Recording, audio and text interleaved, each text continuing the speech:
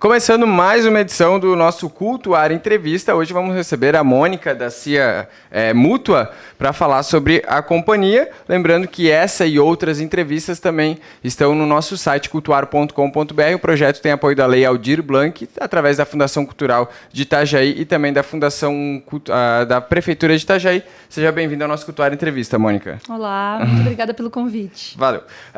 O último trabalho lançado pela CIA Mútua foi a peça Contestados, que foi recentemente até retransmitida pelo grupo no YouTube, né, da companhia. Eu queria que tu falasse um pouco sobre o espetáculo, que já circula há algum tempo. Fala como é que foi esse processo de montagem, como é que vocês escolheram também essa história para contar, que é uma história aqui mais do nosso estado, né? Exatamente. Bom, o espetáculo Contestados, ele estreou em 2019 e quando a gente foi escolher um tema para a montagem de um novo espetáculo, a gente queria falar de alguma coisa que fosse justamente do estado, da nossa gente, alguma coisa que tivesse a ver com a história do nosso estado. E eu sou lá do oeste, né, da região do Vale do Contestado. Sim. E a gente começou a conversar sobre esse tema e surgiu a coisa de que, nossa, mas o grupo era lá da região do Vale do Contestado, eu cresci lá e eu só fiquei sabendo dessa história já em idade adulta, né, acho que só na faculdade. E aí a gente fez uma reflexão de que, na verdade, isso acontece assim, né? É um tema que, embora seja daqui, de Santa Catarina, não se estuda, ou quase não se estuda nas escolas. Então esse eu acho que foi o mote para a gente falar sobre esse tema. Então a gente mandou um projeto para a lei, para vários lugares, né? Quando a gente escreve projetos, a gente atira para todos os lados, né? E acabamos ganhando o prêmio Elizabeth Anderle do ano... O prêmio era de 2017, mas a gente recebeu em 2019. Então, com esse prêmio foi possível fazer uma pesquisa bem bacana, assim, através da leitura de livros. E o mais legal foi ter ido até algumas cidades. Nós estivemos em Irani, Caçador, Lebon Regis também. E falar com as pessoas de lá, com caboclos nativos de lá, visitar os museus que existem lá. E a partir de toda essa pesquisa, todo esse suporte de pesquisa, a gente construiu uma dramaturgia para o teatro de animação, que é um pouco diferente da dramaturgia de atores, né? Sim, sim. E fala um pouquinho também sobre essa peça, como é que foi também o processo, já falou o processo de montagem, de pesquisa, quanto tempo vocês levaram também para até ficar pronto o produto final, vamos dizer assim? Foi 1 ano e meio, mais ou menos. Com o material de pesquisa levantado, a gente desenhou um roteiro que o espetáculo inicia em 1912 e termina um pouco depois da guerra, em 1916. A guerra termina em 16, o espetáculo vai até um pouquinho depois do término da guerra. Então, a gente criou um roteiro com cenas lineares em relação ao período, né, aos anos em que se passou o conflito. E com o material levantado, a gente já sabia que tipo de boneco a gente queria em cena, que era a figura plana sobre balcão. E chamamos um dramaturgo que escreve para teatro, que é o Gregory Hertel, lá de Blumenau, e aí ele escreveu o texto a partir de um roteiro que a gente já tinha, né? Além do Gregory, vários outros profissionais trabalharam com a gente, o William Sievert, de Rio do Sul, que fez a direção do espetáculo. Em cena estou eu e Laura Correia. Guilherme Peixoto, que faz toda a parte de mecanismos dos bonecos, sai fogo sem ter fogo, tem umas traquinagens assim que é tudo coisa do Guilherme. E Jaime Pinheiro, de São Paulo, que fez, e o Guilherme Santiago também, um fez a cenografia e o outro fez a sonoplastia toda original. E o espetáculo estreou, né, em 2019. Tem um elemento que a gente usa em cena, que é a terra. A gente usa 80 quilos de terra em cena. Nem a gente sabia que era tanto. Um dia a gente pegou toda a terra, porque a gente trabalha sobre uma mesa. Sim. E a terra toda está sobre a mesa, que é onde a gente apoia as figuras para contar a história. E um dia eu falei, vamos pesar essa terra para ver. Eu acho que tem uns 30 quilos aqui. Não tem 30 quilos. E a gente levou tudo numa balança de farmácia que tinha em frente à Casa da Cultura e era 80 quilos de terra.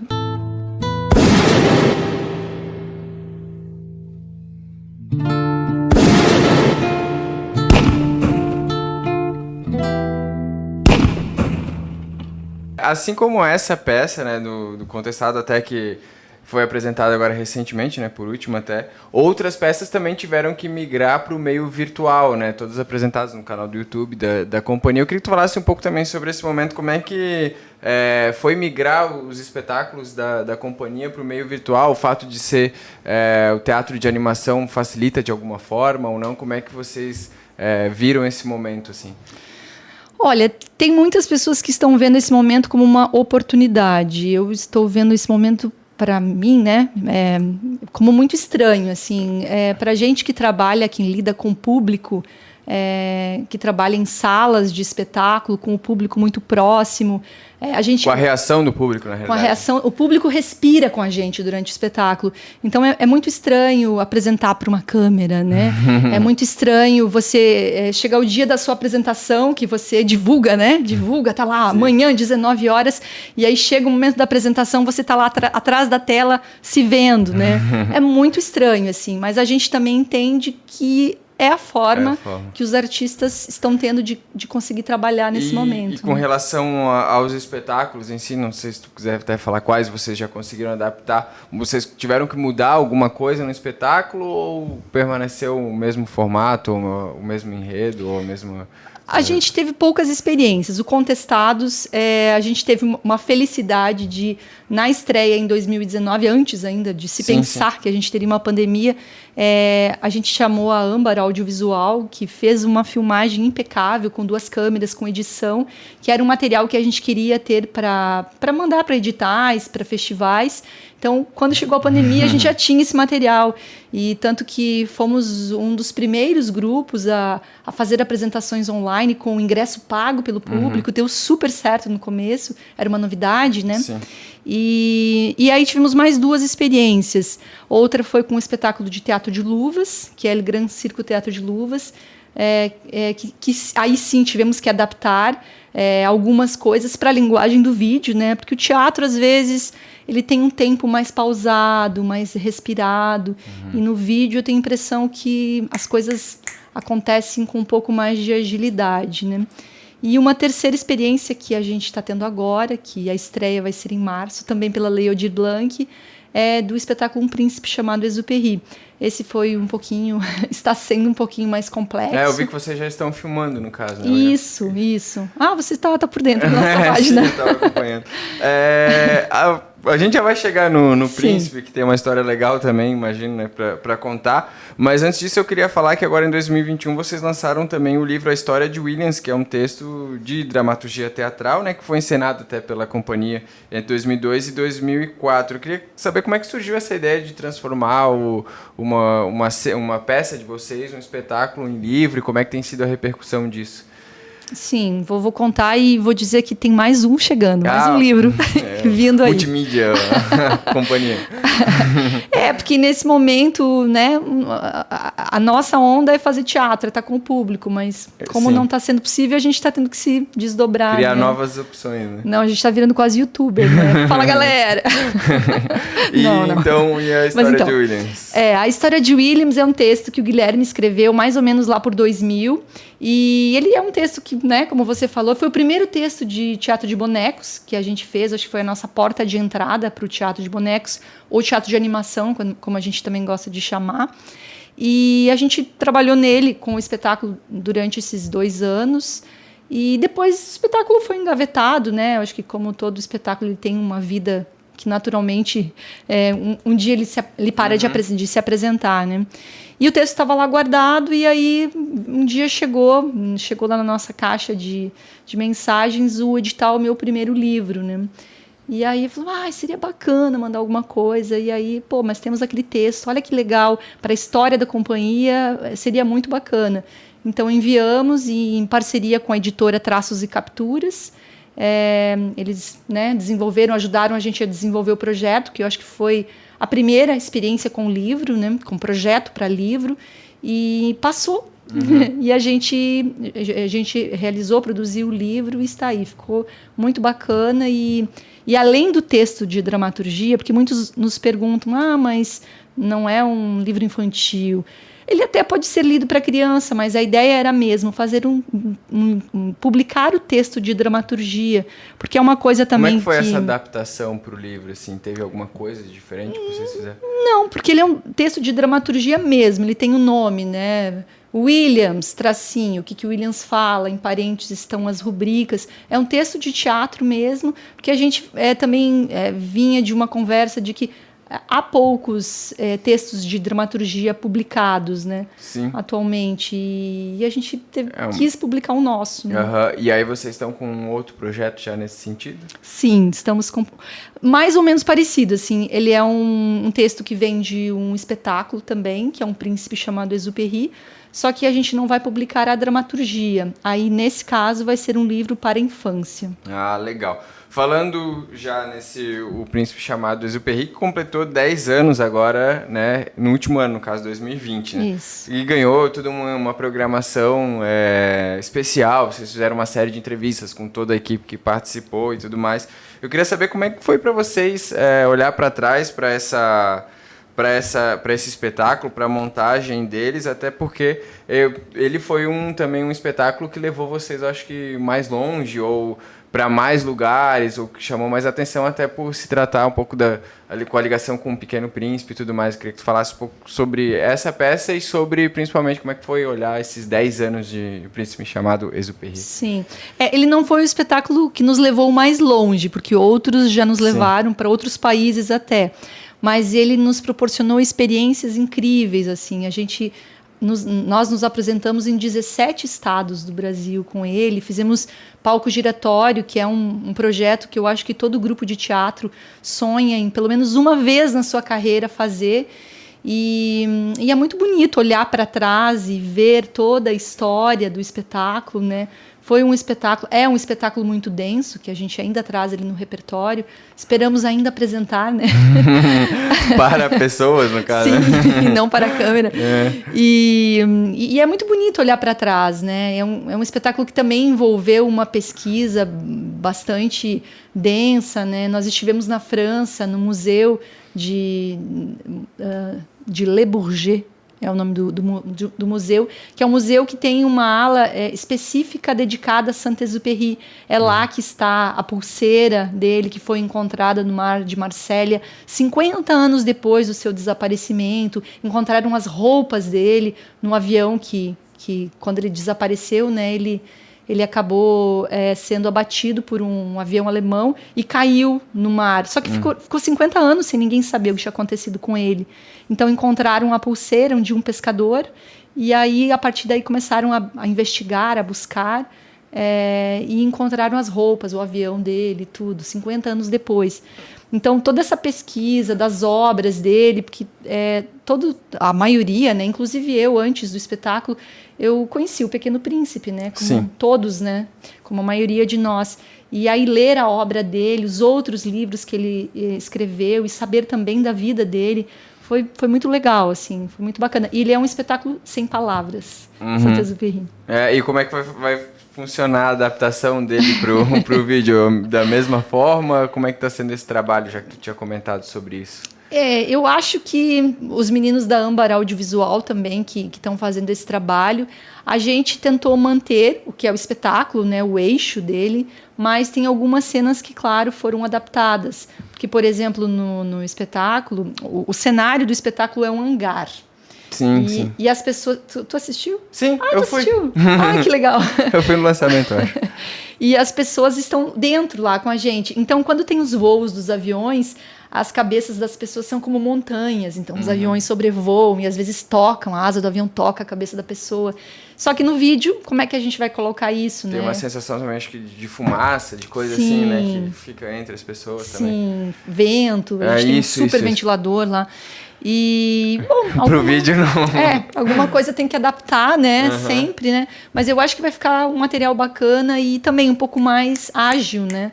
Do que seria com... Eu acho também que quando você está no teatro, o público, né? ele tem um ângulo de visão, né? E no cinema, o cinema nos permite ter vários ângulos de visão.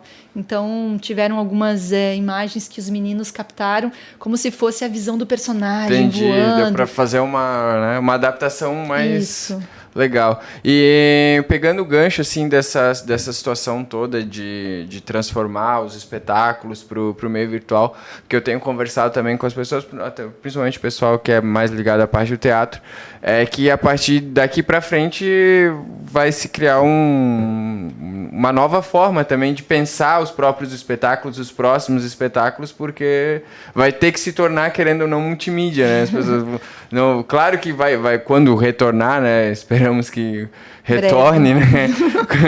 Vai ter o contato com o público, nada vai substituir isso, mas com certeza as peças, os espetáculos já vão ter que ser pensados também de uma forma para se publicar eles online. Como é que tu vê esse momento, como é que tem sido essa experiência para vocês também? Não, eu vejo isso de uma forma muito positiva, porque também quando você está numa cidade, você apresenta presencialmente, você vai apresentar para o público daquela cidade ou daquele bairro, mas o fato de você estar na internet com uma boa divulgação, claro, porque na internet, nossa, é um mundo sem fim, né? Se você tiver uma boa divulgação, você pode alcançar públicos de outros estados, de outros países. Então eu vejo como uma forma muito boa. A gente, com os espetáculos que a gente acabou exibindo de forma online, a gente, né, foi assistido por amigos de Londres, amigos de Portugal, de outros estados também. Isso é bem legal, sabe? E falando ainda sobre a companhia, tu falou que vocês estão trabalhando nesses projetos, principalmente de gravação, né, até o livro do Príncipe, mas esse período também vocês conseguiram tirar para pensar em coisas novas, produzir coisas novas também? Como é que foi para vocês agora vamos falar assim, 1 ano já de pandemia, né? Cara, vou te falar que, olha, os primeiros 6 meses foram esperando a pandemia acabar. E os meses iam passando e a gente falava, não, mas mês que vem a coisa vai voltar. E aí passava mais um mês, não era. Não, mas mais um mês. Então a gente ficou, eu acho que a metade do ano passado nesse aguardo, né? E a partir daí a gente começou a se movimentar. Não, a coisa não vai voltar tão cedo, a gente vai ter que inventar. Então, o que a gente trabalhou até agora foi para adaptar os espetáculos que a gente já tinha para o ambiente virtual, né? Existe um projeto que estava em processo de montagem, 2, na verdade, 2 espetáculos que a gente estava em processo de montagem, que era para o modo presencial, que a gente já está pensando neles, porque eles vão ter que estrear esse ano, né? Eles eram para ter estreado no passado, e a gente está pensando já estreá-los virtualmente, pensando nesse novo formato, né? Entendi. E tem já algum detalhe, alguma coisa que tu possa falar sobre eles? Ou ainda... Eu posso te falar o tema, mas ele está tão inicial, assim. Um deles são 2 projetos solos. Um deles é o do Guilherme Peixoto. Ele vai trabalhar com o Circo de Pulgas. Então, é um solo dele, é uma comédia. E a ideia é se apresentar em espaços abertos, né? Sim. E o meu espetáculo é sobre o tema da morte para crianças da primeira infância. Então, a pesquisa partiu de literatura infantil sobre o tema. A gente, com o diretor, que é o Paulo Balardim, de Florianópolis, a gente desenvolveu uma dramaturgia original e é para sala, né? Era para sala, a gente já não sabe mais, né? Como é que vai ser. Mônica, agora vamos falar um pouquinho sobre também a história da CIA Mútua. Eu queria que tu contasse um pouco. A companhia nasceu lá em 93, mas em Joaçaba, né, como a gente estava falando antes. Queria que tu falasse um pouco da trajetória de vocês e principalmente dessa migração do teatro para o teatro de animação ou de bonecos. Sim. Quando eu cheguei na companhia em 2001 para 2002, a companhia trabalhava somente com espetáculos de atores, né?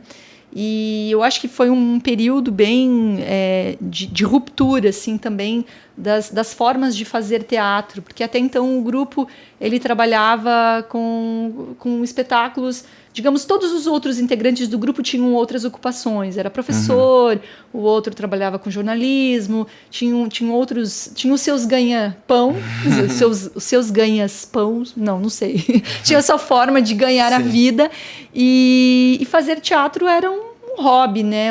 Algo que você fazia nas horas vagas.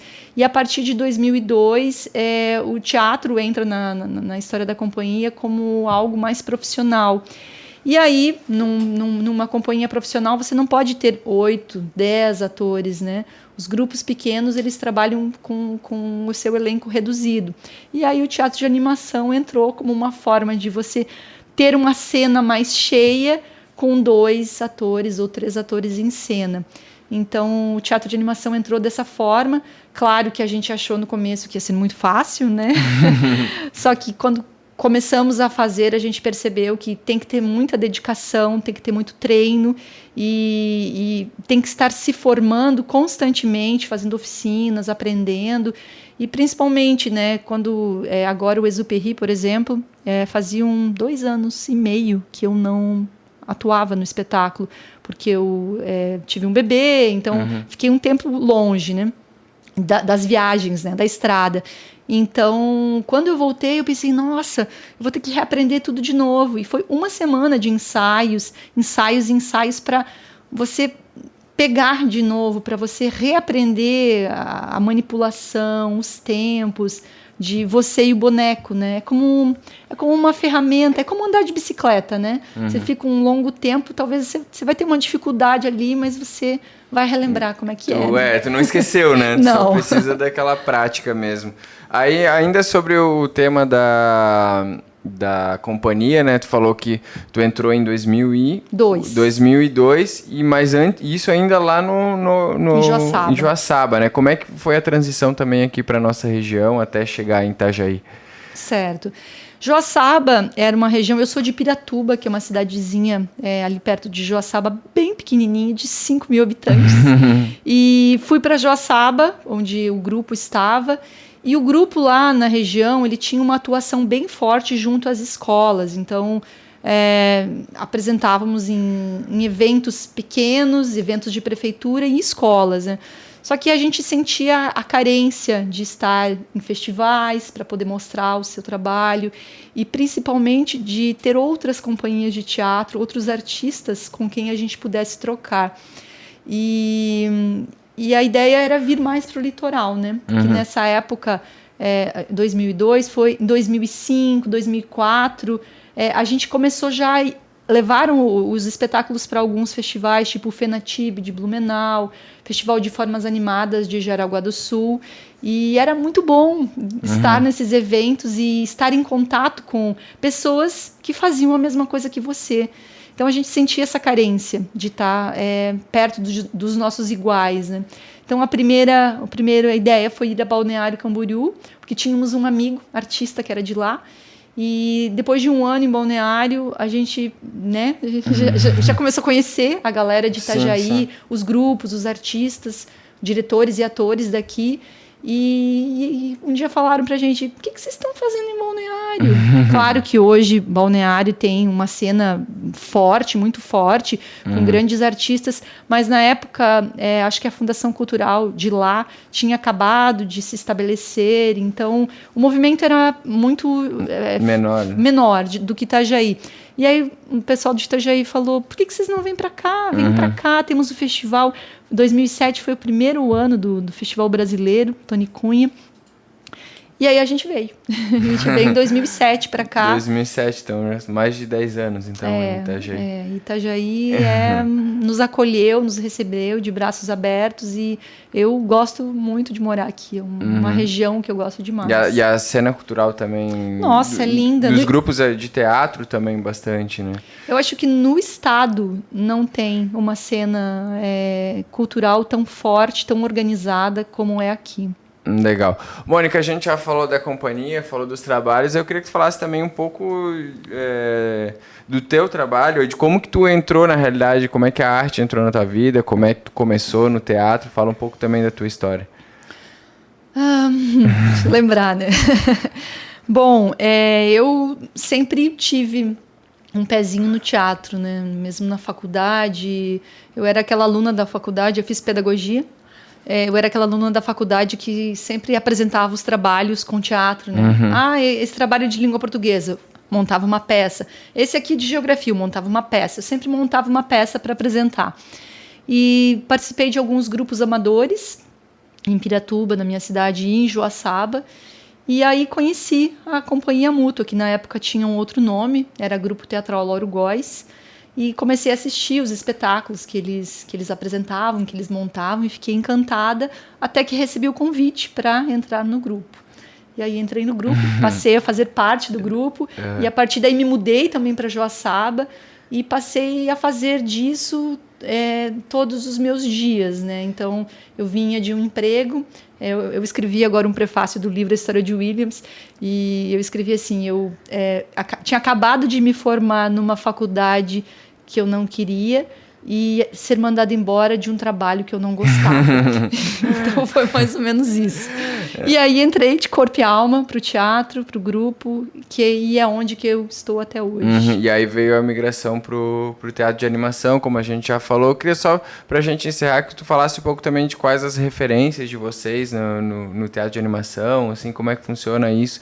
Eu sei que no Brasil tem vários grupos, também tem uma cena. Eu queria que tu falasse um pouco também sobre essa cena do teatro de animação, assim, como que ele foi crescendo também ao longo dos anos, né? Sim, sim. A gente tem grandes mestres no teatro de animação, aqui no Brasil e no exterior também. Eu vou falar dos que eu tive a oportunidade de conhecer e de fazer oficina com eles. Grupo Sobre Evento de São Paulo, que tem um trabalho muito forte. Eles têm um centro cultural, inclusive, lá em São Paulo. E fiz uma oficina com eles bem no comecinho, acho que 2003, que foi fantástica, assim. Eu acho que foram as bases para o que eu sei, para o que eu faço hoje. A Companhia Pecô, do Rio de Janeiro também. Em Minas Gerais, a gente tem o Pigmalião Escultura que Mexe também, que é um grupo, nossa, bafônico, assim. Eles montam uns espetáculos que deixam a gente de queixo caído.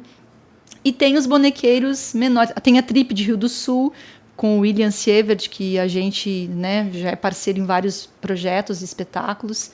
E tem os bonequeiros que trabalham solo também, tipo Paulo Nazareno, que era do Rio Grande do Sul, veio para Santa Catarina, acho que está na Bahia agora, que é um bonequeiro que trabalha solo, mas ele é fantástico para construir bonecos. Ele tem bonecos de luva que mexem as falanges dos dedos com fios.